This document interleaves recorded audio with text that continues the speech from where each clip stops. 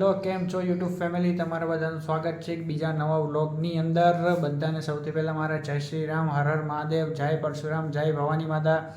મિત્રો, એકચ્યુઅલી હું ગામડે એકચ્યુઅલી પહોંચી ગયો છું. અને મિત્રો, હું આજે તમને આ વ્લોગની અંદર બતાવીશ મારા ગામડે અમારું ઘર કઈ રીતનું છે, આખું ઘર એક્સપ્લોર કરાવીશ તમને મિત્રો. તો આ વ્લોગની અંદર કન્ટિન્યુ બન્યા રહેજો મિત્રો, તમને ખૂબ જ આની અંદર મજા આવશે. તો મિત્રો, સૌથી પહેલાં હું તમને વાત કરું તો તમે જોઈ શકો છો, આ એક આખો રૂમ છે અમારો, ગામડે અમારું જે ઘર છે એનો.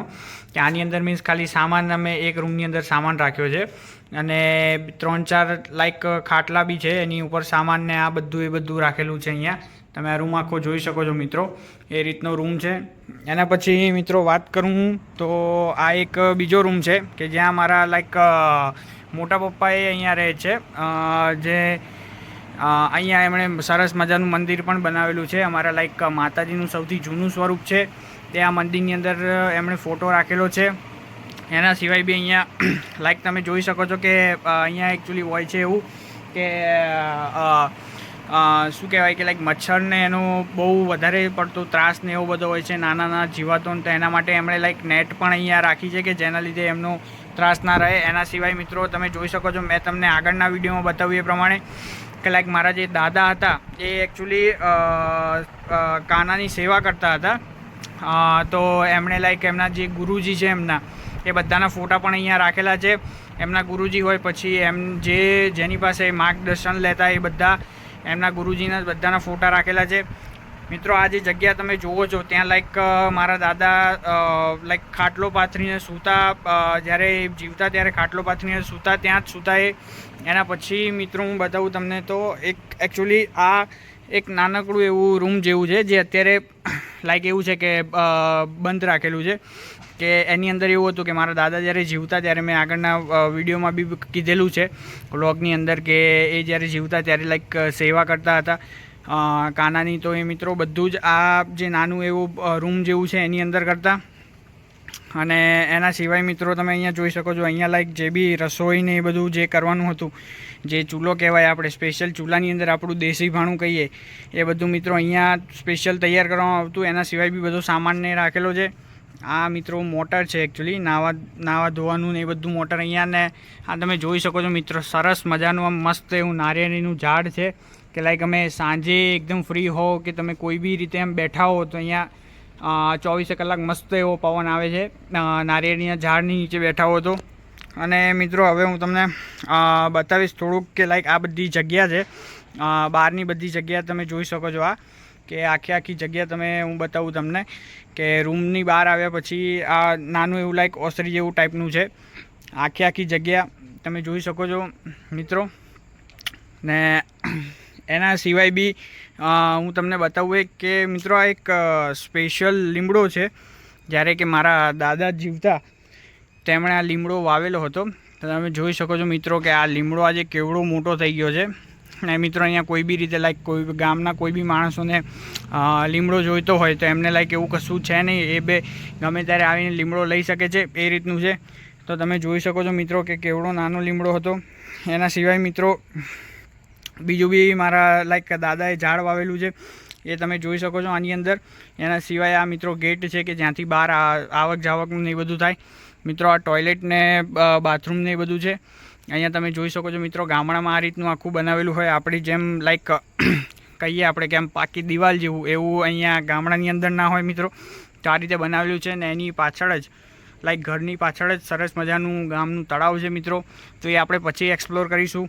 એના સિવાય તો મિત્રો ઓલમોસ્ટ મેં તમને બધું આની અંદર વ્લોગની અંદર કવર કરી દીધું છે. અને આ મિત્રો મારા કહેવાય કે મોટા પપ્પા છે કે જે એકચ્યુઅલી બોલી નથી શકતા.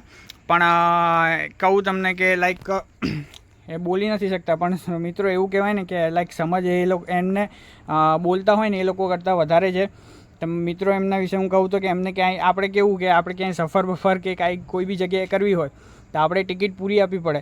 મિત્રો એ એમની જોડે એવું મીન્સ એમનો તો પાસ જ હોય છે કે એમને કોઈ બી જગ્યાએ જવું હોય તો એમને ફ્રી ઓફ કોસ્ટ હોય, મીન્સ 0 રૂપિયાની અંદર એ લોકો કોઈ બી જગ્યાએથી જવું હોય તો પહોંચી જાય.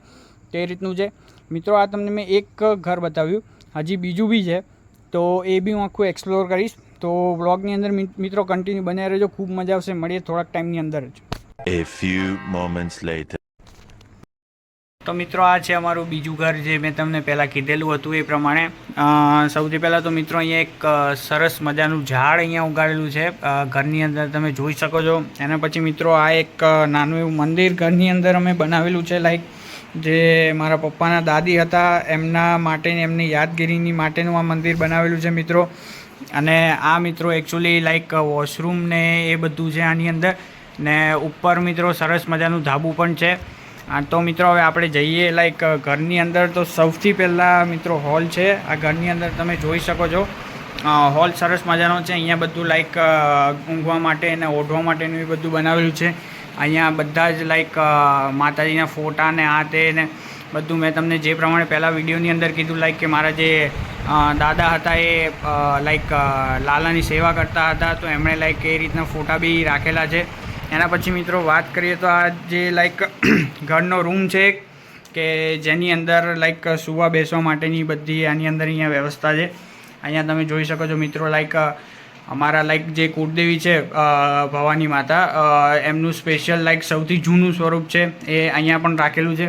એ મિત્રો અમારા દાદાનો ફોટો જે મેં તમને મીન્સ ઓલરેડી પહેલાં એનો એક અલગથી વિડીયો બનાવેલો છે એ છે. એના સિવાય મિત્રો હવે હું વાત કરું તમને, તો આ અમારા ઘરનો બીજો રૂમ છે કે જેની અંદર બધો માલ સામાનને છે. તો એ રીતનું તમે જોઈ શકો છો, ઘરનો બધો સામાનને એ બધું છે મિત્રો.